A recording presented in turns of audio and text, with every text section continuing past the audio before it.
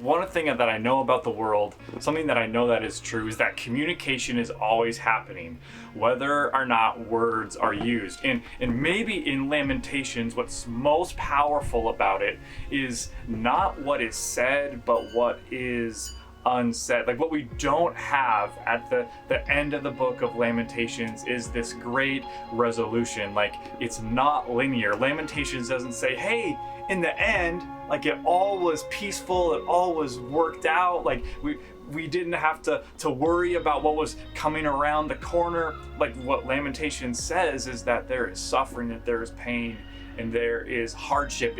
Chapters 1 and 2 and chapter 4 begin with this Hebrew word icha, which means how. And so it's like this question, like how did we get here? Like how did this happen? And how can we fix it?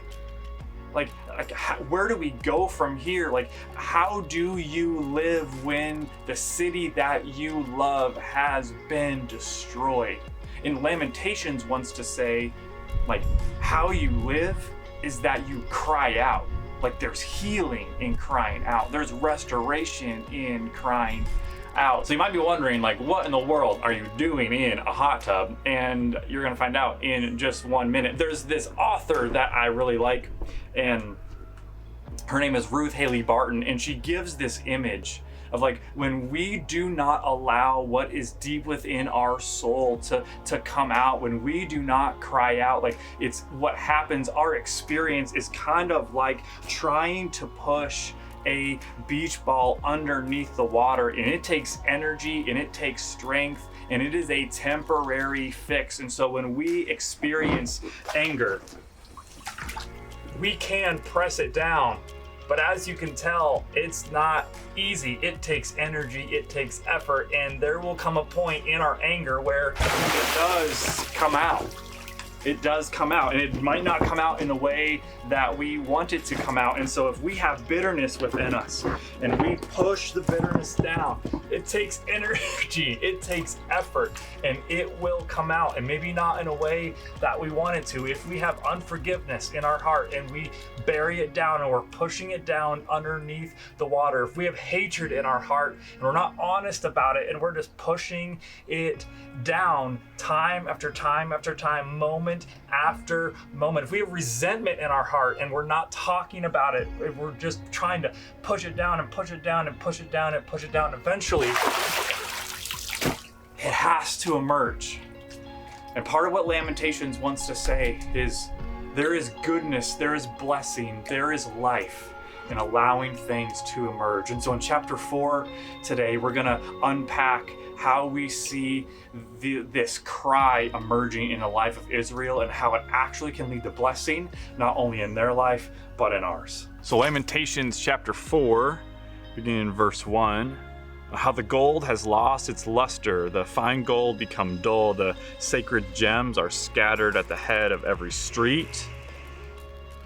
How the precious sons of Zion, once worth their weight in gold, are now considered as pots of clay, the work of a potter's hand. Even jackals offer their breasts to nurse their young, but my people have become heartless, like ostriches in the desert. Because of this, the infant's tongue sticks to the roof of its mouth. The chicken begged for the children. That was bad. Bok bok. Because I did a chicken sound. That's why that was weird. The children beg for bread, but no one gives it to them.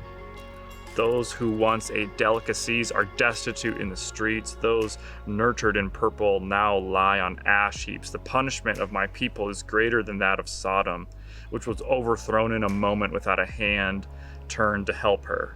Their princes were brighter than snow and whiter than milk, their bodies more ruddy than rubies, their appearance like sapphires, but now they are blacker than soot. They are not recognized in the streets. Their skin has shriveled on their bones. It has become as dry as a stick. Those killed by the sword are better off than those who die of famine. Racked with hunger, they waste away for lack of food from the field. With their own hands, compassionate women have cooked their own children who became their food when my people were destroyed. The Lord has given full vent to his wrath.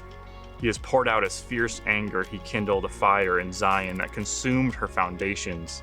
The kings of the earth did not believe, nor did any of the world's people, that enemies and foes could enter the gates of Jerusalem. But it happened because of the sins of her prophets and the iniquities of her priests, who shed within her the blood of the righteous. Now they grope through the streets like men who are blind. They are so defiled with blood that no one dares to touch their garments. Go away, you are unclean, men cry to them. Away, away, don't touch us. When they flee and wander about, people among the nations say they can stay here no longer. The Lord himself has scattered them. He no longer watches over them. The priests are shown no honor, the elders no favor. Moreover, our eyes fail, looking in vain for help. From our towers we watch for a nation that could save us. Men stalked us at every step, so we could not walk in our streets. Our end was near, our days were numbered, for our end had come. Our pursuers were swifter than eagles in the sky. They chased us over the mountains and lay in wait for us in the desert. The Lord's anointed, our very life breath, was caught in their traps. We thought that under his shadow we would live among the nations. Rejoice and be glad, O daughter of Edom, you who live in the land of Uz, but to you also the cup will be passed. You'll be drunk and stripped naked. O daughter of Zion, your punishment will end. He will not prolong your exile, but O daughter of Edom, he will punish your sin and expose your weaknesses. So in Lamentations chapter 4, we're introduced to 3 crutches that the Lord has removed from the people of Israel. They have spent day after day, week after week, month after month, year after year, leaning on things that they were not created or made to lean on. I brought my crutches with me today. In 2014, I had an accident at work, we'll just say that. And I'll spare you all the details, but I ended up breaking a few bones in my left foot. And so I had to have surgery on that. So just a little shout out to Dr. Greg Neely, Sanford Health. He did wonders on my foot, and I feel great today. But for a period of time, I had to lean on these crutches. The kids in my youth ministry thought it was so great because on Wednesday nights, I was in a wheelchair and different people would push me around. And it was a difficult season though, but I had no other option but to lean on these crutches so that I could walk, because there was a brokenness inside my foot. And what Lamentations chapter 4 really makes clear is that the crutches that Israel has been leaning on are not good.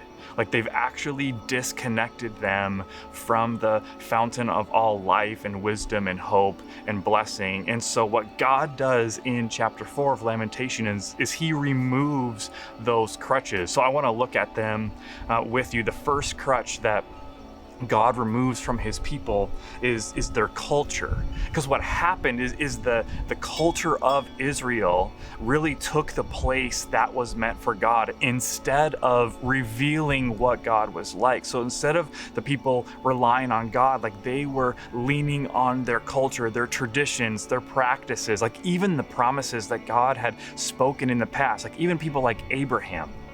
There's this powerful moment in the book of Genesis, and God promises Abraham, I'm going to use you, and through you, there's going to be a great nation. People are not going to look at Israel as this lowly people, but they're going to look at them as blessed people, as powerful people, as flourishing people. There's going to be so many people in your nation that you're not even going to be able to count them. The stars in the sky is just a picture for the great number of people that is going to make up this nation. And for decade after decade, they really leaned on that. The people of Israel relied on their culture as their place of stability and strength and hope and blessing. And because of their unfaithfulness, God removes that from them. And I think it just leaves us with this question today, in what ways is our culture taking the place of God?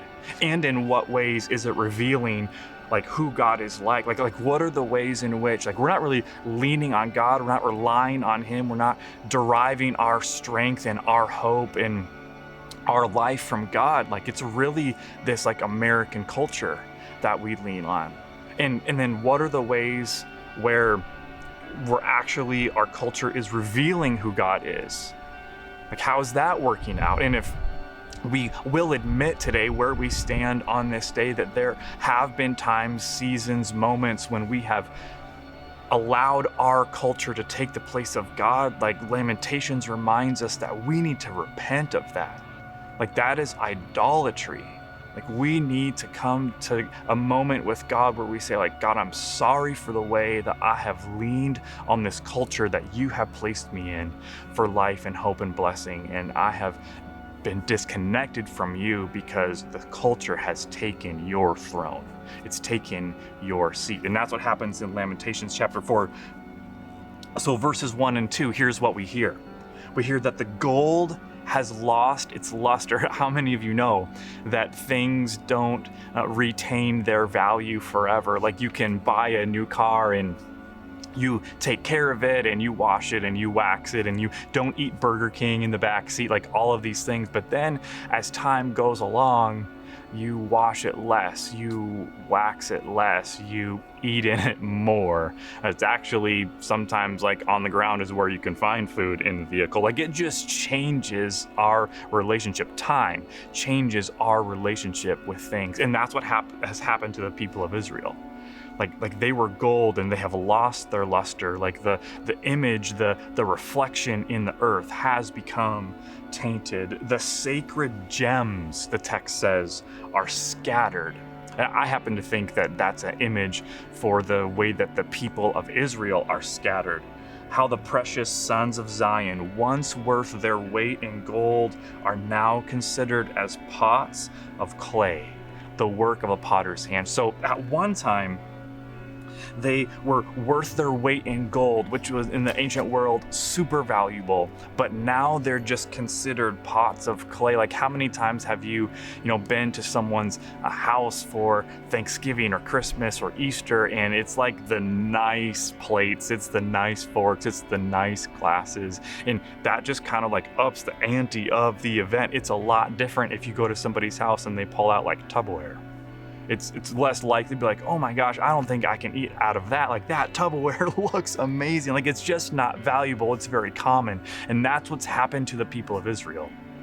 That they were once looked at and thought of in high esteem.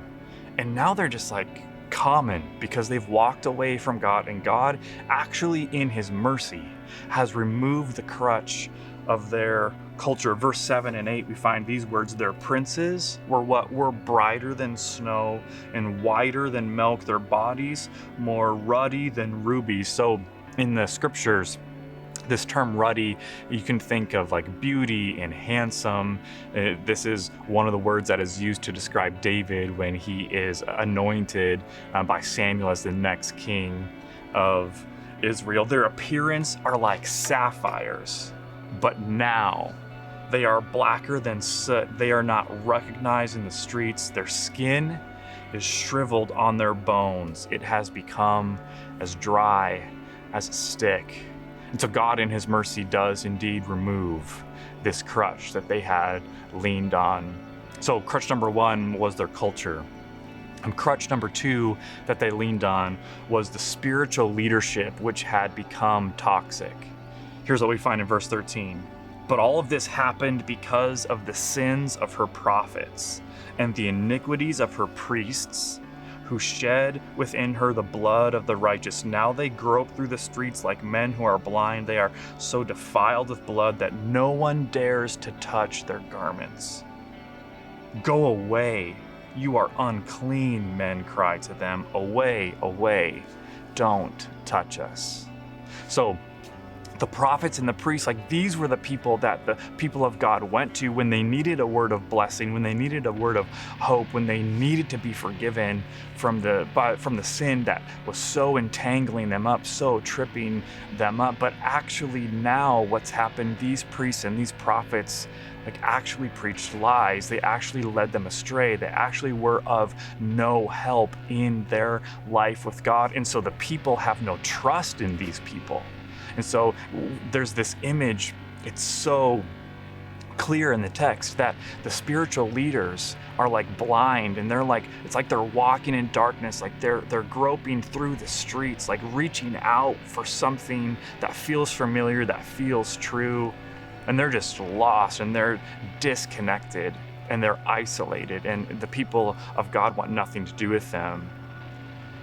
And the priests and the prophets who would proclaim unclean, unclean on other people, actually that is what is now said of them.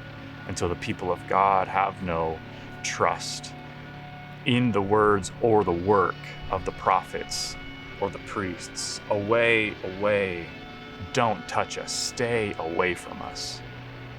And I think this section of Lamentations 4 teaches us something, I think, very difficult about spiritual leadership, but also very true. Not all spiritual leadership is glorifying to God. Not all spiritual leadership reflects the message and the work of Jesus. That there is toxic and abusive spiritual leadership. And I just know that watching this today, there are several people, and you have been in a spiritual community where there has been toxic and abusive leadership. You have not been cared for well. You have not been told the truth. And I think one of the questions we can use when we're trying to tease out, when we're trying to weigh, we're trying to understand what is helpful spiritual leadership. The question that I just love to ask is do you see Jesus in the leadership? Do you see Jesus in the spiritual leadership that you are being offered? And if not, if you cannot say a resounding yes to that question, I think it's very possible that you are being formed in your spirit, in your soul, in a way that you were not created for. There's this beautiful word in the Old Testament, in the book of Genesis. It's this word tov, and it means good. This is the word that is used in the creation account. When God creates the heavens, and he creates the animals, and he creates the water, and at the end of it all, once all of the work is done, he steps back and he says that it was good. And when I think about my own role that God has given me as providing spiritual leadership to the people of Invitation, I think that's what I want to be said of me. That I provided good and helpful leadership to you. That as we spent time together, as we have been in relationship, what has happened to us is we have become more and more like Jesus. The time that you have spent at Invitation, you actually look different than you did. You actually speak different than you used to speak. You actually think in a new, transformed way. And when I think about the opportunity that God's given me, with two little boys at home, one of the things that Michaela and I talk a lot about is that when they grow up, our greatest hope is that the list of things that our boys have to unlearn because of being in our home is short. That we know we're not going to do it perfectly. We're not always going to do it well. But that is our desire. It's our desire for our boys to see Jesus in our parenting, to see Jesus in our relationship, so that when they're out of the house and they have their own apartment and their own home and all of those things, as they have grown up, that we have been helpful to them in understanding what it actually means to live the way of Jesus. And so the list that they have to things they need to unlearn, there's a few of them. And there's not this immense list. They have to go about the work of unlearning all of these things about God that actually aren't really true. And they have to figure out they've heard these things, but they didn't see them in us. And that is my heart for Invitation, that I would be able to provide that kind of leadership in this place. So we have the crutch of their culture. We have the crutch of their spiritual leadership. We also have the help of the other nations has been a crutch. One thing when you say, just before we go forward, connected to the spiritual leadership, like Israel, the leadership of Israel has gotten so far away from God's heart as he spoke to the nation of Israel, Aaron and his sons, who were the priests over the people of God. They've gotten so far away from his heart. In Numbers chapter 6, we find these words. The Lord said to Moses, "Tell Aaron and his sons, this is how you are to bless the Israelites." It's like, this is what blessing the Israelites is going to look like. Say to them, the Lord bless you and keep you. The Lord make his face shine upon you and be gracious unto you. The Lord turn his face toward you and give you peace. So they will put my name on the Israelites, and I will bless them. Like Israel, the priests and the prophets have traveled so far from that heart, and the removal of that crutch is a call to return. So the crutch of their culture, the crutch of their spiritual leadership, and lastly, the crutch of the help of other nations. Verse 17. Moreover, our eyes failed, looking in vain for help from our towers. We watched for a nation that could save us. Men stalked us at every step. We could not walk in the streets. Our end was near. Our days were numbered, for the end had come. So Israel learned something, that there was temporary help from the nations. That when they were being attacked, when they were being besieged, like they could reach out, they could connect with another nation for help, but that help was incomplete. That help was temporary. And God has now removed that crutch. There's no nation for them to call on. There's no nation for them to lean on. Like they are alone. And God has removed those crutches so that removal might become a bridge back to God. You know, something that I think that the American church has picked up a narrative, a story that we have picked up over time, is that like where there is brokenness, there's also crisis. And in the scriptures, it's really interesting. That's not really what the scripture teaches. The scripture teaches that brokenness actually leads to mercy, and it actually leads to God. And so I don't think like our problem is the depth of our brokenness. Like it's easy to look at our world. It's easy to look even at yourself, people around you, and just to notice how broken the world is. And it absolutely is.